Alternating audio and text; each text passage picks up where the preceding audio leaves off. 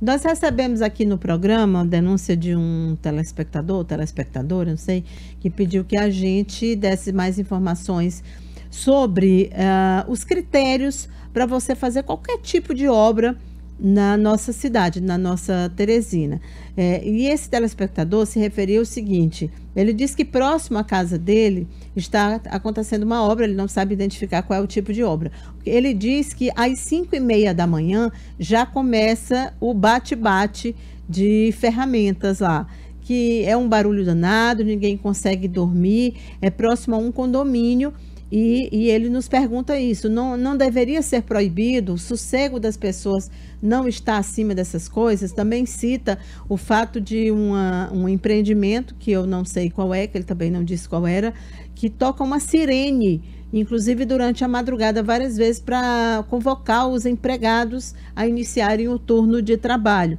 E aí são algumas questões ligadas à construção civil. Nós convidamos o presidente do CREA, o Conselho Regional de Engenharia e Arquitetura, para conversar conosco, Ulisses Filho.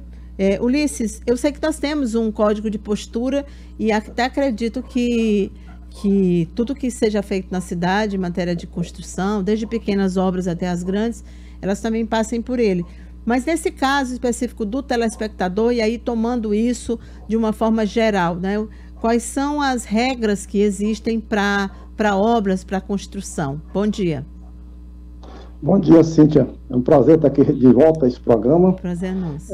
Primeiro fazer só aqui uma correção, né? É Conselho Regional de Engenharia e Agronomia, né? Desculpa. Os arquitetos em 2010 saíram do conselho, né? Tem um conselho que é o CAL, né? É verdade, está certo. Isso, tranquilo.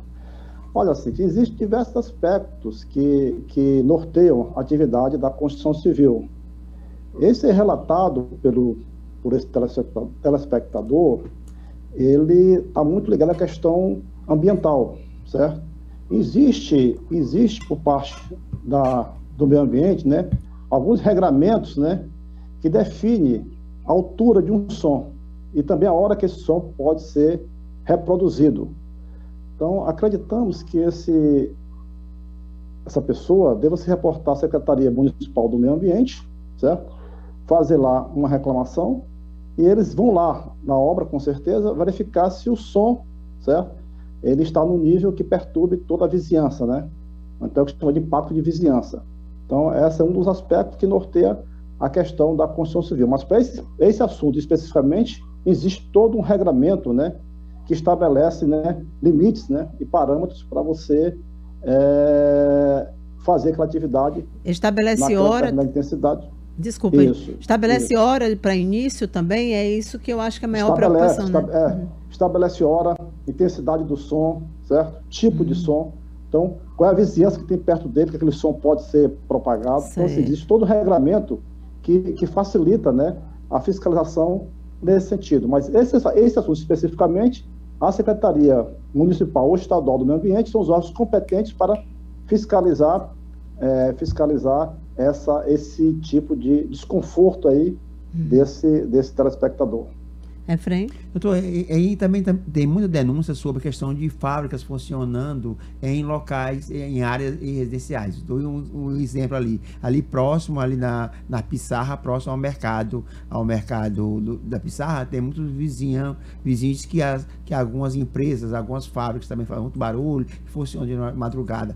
Tem alguma distinção entre áreas que podem funcionar esses estabelecimentos e outras não?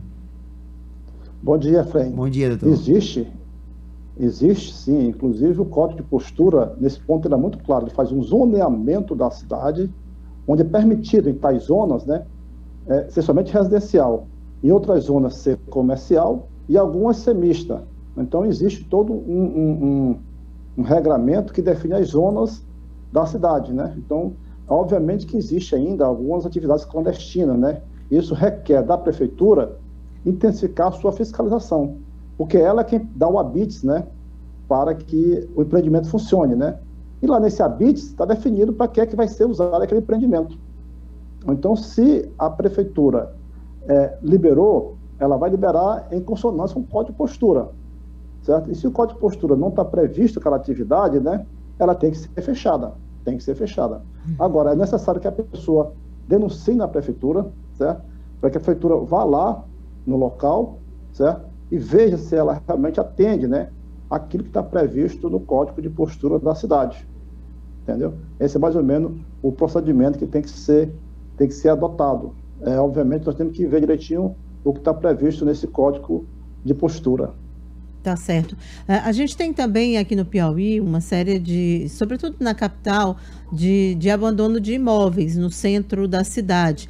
Com a pandemia, onde muitas lojas fecharam, a situação tende a se agravar e a gente está entrando no inverno, quando normalmente acontecem problemas, né? Esses são muros que desabam, são casas, né, que desabam também, já tivemos no passado. Quero saber se o CREA acompanha essa questão também. Olha, Cíntia, isso é muito preocupante. Nós monitoramos, acompanhamos esses procedimentos, principalmente na época das chuvas, né? Não só no centro, mas também na Zona Leste também, requer uma atenção da gente. Na Zona Leste hoje, nós temos em torno de 8 edifícios abandonados. Sim, verdade. Certo? E isso é preocupante. Isso é preocupante na medida em que a chuva, né, ocasiona infiltração na estrutura do edifício, né? E isso pode comprometer a sua segurança. No centro da cidade, o que ocorre é a existência de prédios antigos, né, abandonados, certo? E isso realmente coloca em risco, né? O muro vinha tombar, tá, ok?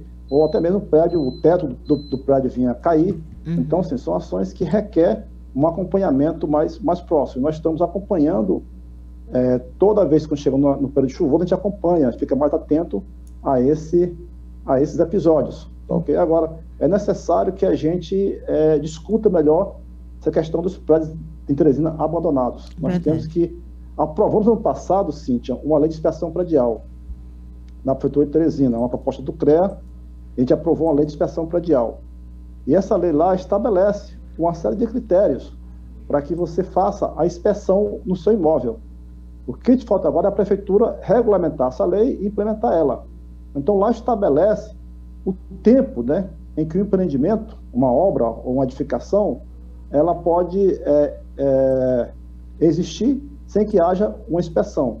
Mas define lá um prazo X, certo? A cada 10 anos, você tem que fazer uma inspeção naquela edificação para que a gente analise e veja a estrutura. Então, como é que funciona a lei de inspeção predial? Como é que está lá na lei? Coloca o seguinte, decorrido o prazo, dependendo do tipo de edificação, o proprietário da edificação contacta o engenheiro civil, certo? Se for parte de edificação, o engenheiro eletricista se for da parte elétrica, tá, ok? E se for a parte mecânica, o engenheiro mecânico. A parte de elevadores envolve a engenharia mecânica. Então, você contrata esses profissionais, eles vão no seu empreendimento, eles fazem um laudo e lá eles observam as inconformidades existentes, certo? E o proprietário faz a correção dessas inconformidades. Feita a correção, ele pega um ateste do profissional e vai à prefeitura, e a prefeitura, a partir desse documento do profissional, dá lá o ok, que aquele prédio foi feito a inspeção predial. Então, esse é uma das ferramentas, é a principal ferramenta, e a única em Teresina hoje, que vai garantir, certo? Que vai garantir a segurança dos empreendimentos de Teresina. Já tivemos, ano passado, aqui no Ceará, 2 edificações que tombaram, que caíram, certo? E isso é preocupante.